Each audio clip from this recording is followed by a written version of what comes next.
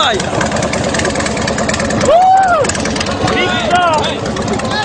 Z daleka tego Hameja było widać. Żeby no.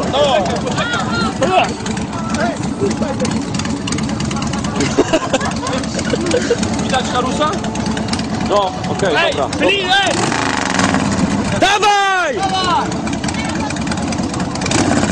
Niech się rozgrzeje! Sposób na rozpalenie ogniska! Sposób na rozpalenie ogniska! Będzie pchać!